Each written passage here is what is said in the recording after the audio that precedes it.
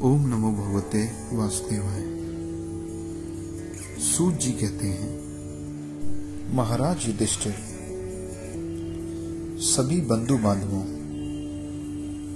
और भगवान श्री कृष्ण के साथ शेष शैया पर विराजमान भीष्म पितामह के अंतिम दर्शन के लिए कुरुक्षेत्र गए। भीष्म पितामह ने उनसे मिलने आए सभी आगंतुकों का आदर सत्कार किया। वे भगवान श्री कृष्ण के प्रभाव को जानते थे, अतः उन्होंने मनुष्य का रूप धारण किए वहां बैठे भगवान श्री कृष्ण को बाहर और भीतर दोनों रूपों में नमन किया। पांडव बड़े ही स्नेह और प्रेम से भीष्म पितामह के पास में जाकर बैठ गए। भीष्म पितामह पांडवों से बोले, यह बड़े ही कष्ट और अन्याय की बात है कि तुम लोगों को जीवन में इतना संघर्ष करना पड़ा। युधिष्ठिर, संसार की सब अच्छी बुरी घटनाएं ईश्वर की इच्छा से ही होती हैं और जिसको हम किसी प्रकार या किसी विधि से भी टाल नहीं सकते, और उसी का अनुसरण करके अब तुम इस अनाथ प्रजा का पालन करो। ये श्री कृष्ण साक्षात भगवान हैं। अपनी माया से ये लोगों को मोहित करते हुए यदुवंश में छिपकर अपनी लीलाएं करते रहे, जिन्हें तुम अपना ममेरा भाई, प्रिय मित्र और सबसे बड़ा हितैषी समझते हो, और जिन्हें तुमने प्रेमवश अपना मंत्री, दूत और सारथी तक बनाने में संकोच नहीं किया। वे स्वयं परम पिता परमात्मा नारायण ही तो हैं, जो कृष्ण रूप में अवतीर्ण हुए हैं। यही कारण है कि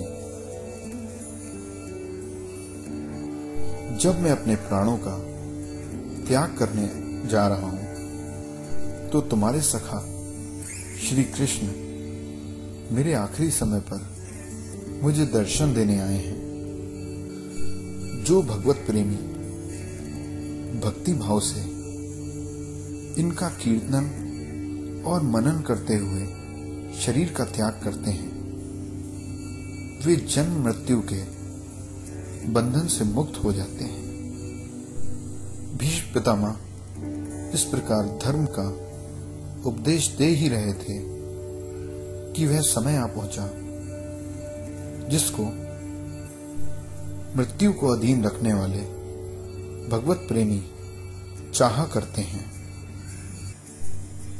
भीष्म पितामह ने सब तरफ से मन को हटाकर भगवान श्री कृष्ण में लगा लिया। भगवान श्री कृष्ण का सुंदर चतुर्भुज विग्रह और उस पर पीतांबर लहरा रहा था।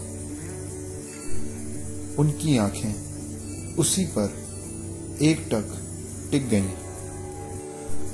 उनको शस्त्रों से जो भी पीड़ा हो रही थी, भगवान के दर्शन मात्र से सब दूर हो गई। शरीर छोड़ने के समय समस्त इंद्रियों पर नियंत्रण करके भीष्म ने भगवान की वंदना की। भीष्म ने कहा, मेरी बुद्धि जो अनेकों साधनों और अनुष्ठानों के करने से काम रहित हो गई है, आपके चरणों में समर्पित करता हूं। मुझे युद्ध के समय की आपकी वह विलक्षण छवि याद आती है जब युद्ध के समय घोड़े के द्वारा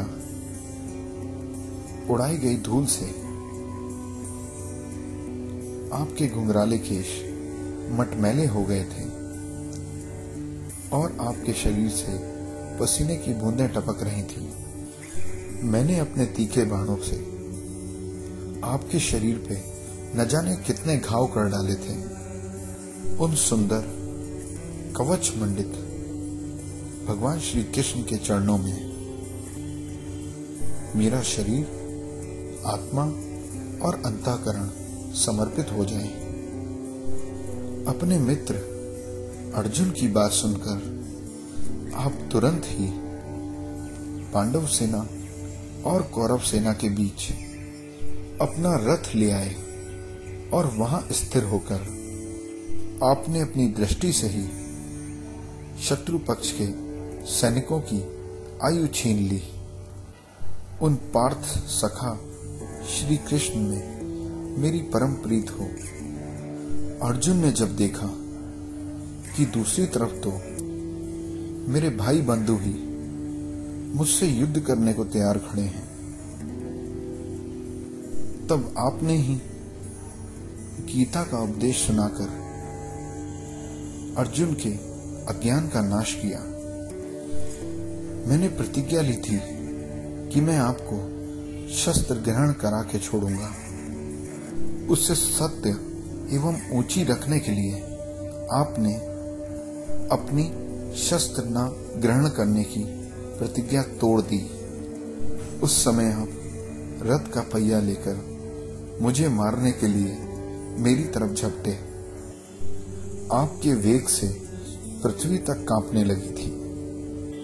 मुझ आतताई ने तीखे बाण मार मार कर आपका कवच तक तोड़ डाला था, जिससे आपका पूरा शरीर लहूलुहान हो गया था।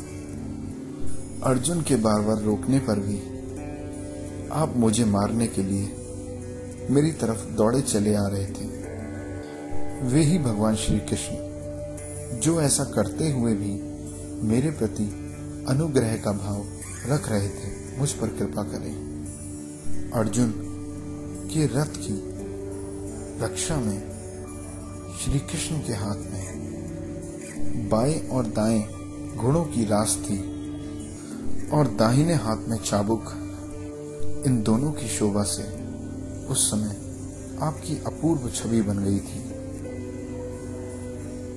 जिन सैनिकों ने आपकी इस अपूर्व छवि का दर्शन किया, वो तो स्वतः ही मोक्ष को प्राप्त कर गए।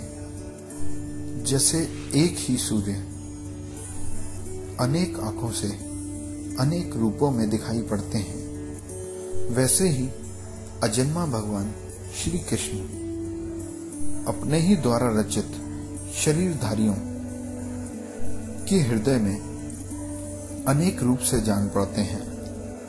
वास्तव में तो वे एक ही हैं और सबके हृदय में विराजमान हैं।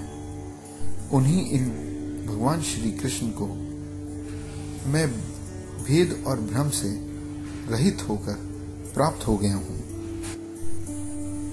सूत जी कहते हैं, इस प्रकार भीष्म पितामह ने भगवान श्री कृष्ण की वंदना करते हुए अपने आप को उनमें लीन कर लिया। उनके प्राण वहीं विलीन हो गए और वे शांत हो गए। शौनक जी, युधिष्ठिर ने उनके मृत शरीर की अंतिम क्रिया कराई और कुछ समय के लिए शोकमग्न हो गए।